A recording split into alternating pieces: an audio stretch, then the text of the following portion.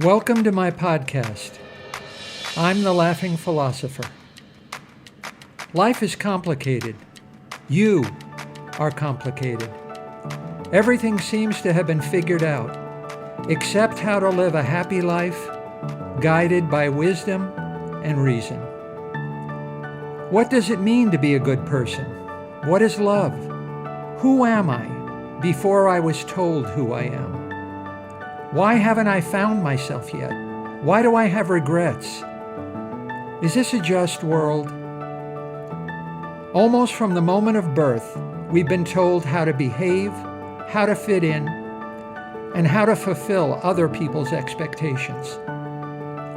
We grow to fear that we will lack importance or cease to exist in the lives of others if we think for ourselves and question the rules and roles that we've been told define us.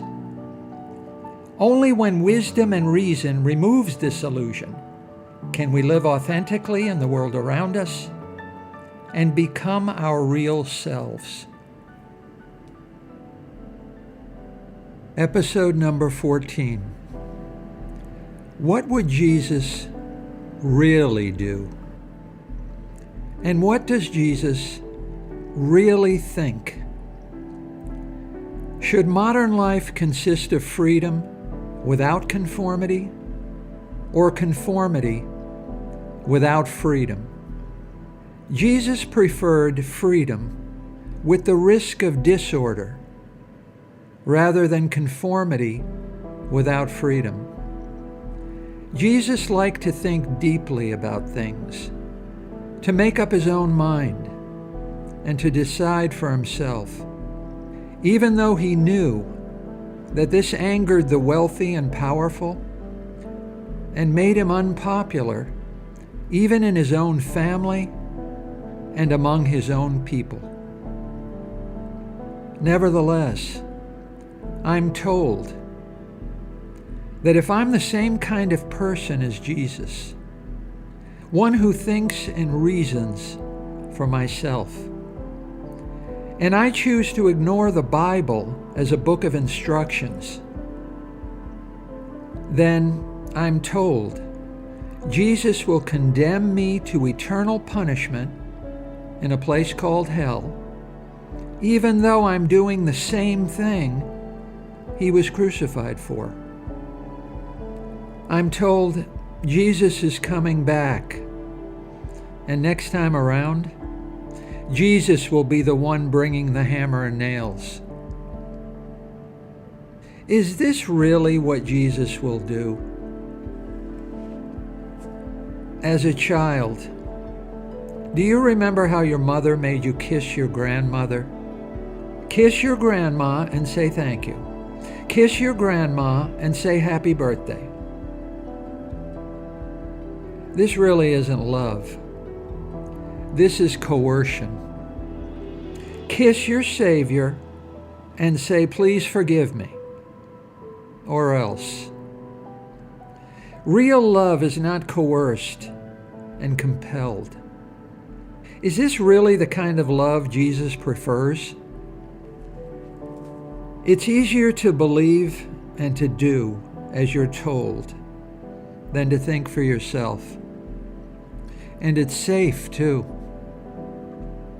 Jesus had a clever phrase for this kind of foolishness: to strain out the gnat and swallow the camel. We are willing to fight and die for freedom of speech, only to live without freedom of thought. And we do it with less consideration than one gives to losing an umbrella. Most people would rather die than think for themselves, and many of them do, said Bertrand Russell. Is this what Jesus really wants? There is only one right way to build a canoe. Of course, raw materials will vary based on the natural environment of the host society Obviously, there will be minor variations in color, shape, and weight. But a canoe, basically, is the same everywhere. The psychic unity of humanity leads similar problems to produce similar solutions. Like a canoe, some things are not up to you. How you build your life is up to you. At the moment of your birth, two important things entered the universe for the first time: your body and your mind.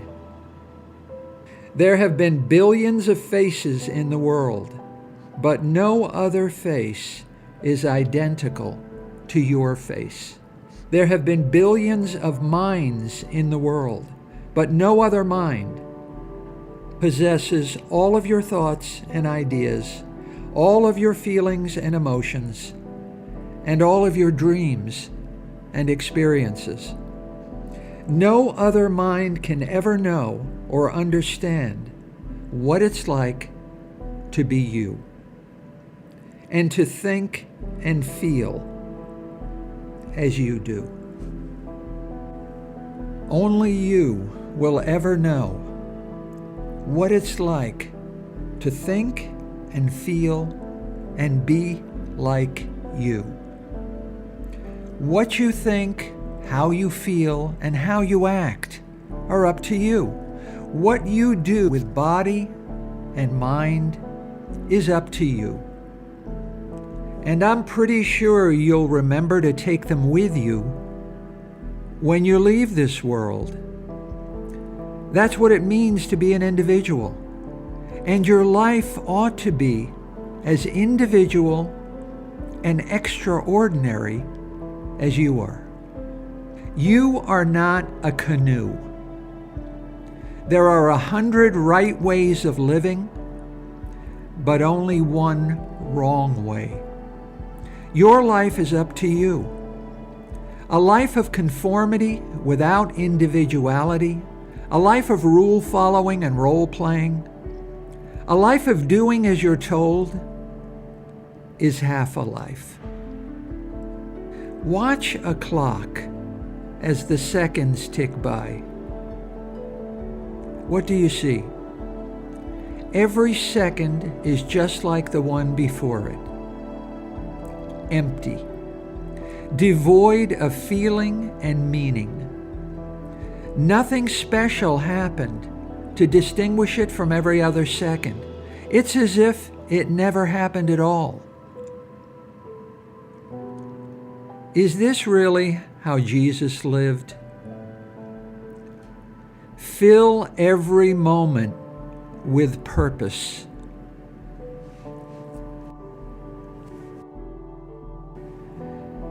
Diogenes was seen roaming the streets of ancient Athens in broad daylight, carrying a lantern. Asked what he was searching for, Diogenes replied, "I am looking for a human being. I am looking for an individual who thinks for himself. But I have found only men and women who live a false life, dictated by the rules and expectations of others. No one is truthful or honest." You can be the person Diogenes is looking for. Today can be the greatest day of your life. There's no reason why it shouldn't be. Fill every glass with wine. Some things cannot be taught. Some things can only be learned. You must learn to be an individual. Almost from the moment of birth, you've been told how to think, how to feel, and how to behave. You don't even know who you are. You only know who you were told you are.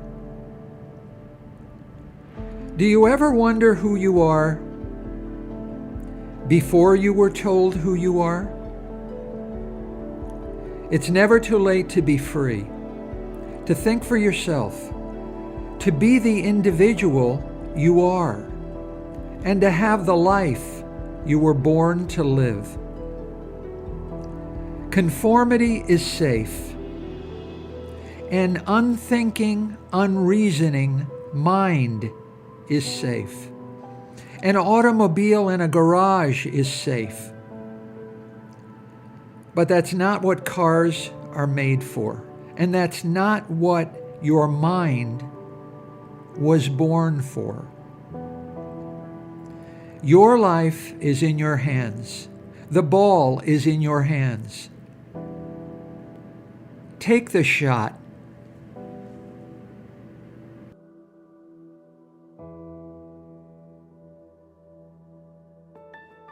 Hi, I'm Dr. Robert Corey, the Laughing Philosopher. Thanks for listening to my podcast. I've devoted my professional life to the intersection of sociology and philosophy, where the contemporary problems of life meet the ideas and convictions of the greatest human minds. Join me by subscribing to The Laughing Philosopher as we use reason and wisdom to explore big answers to the most important of all big questions: how to live.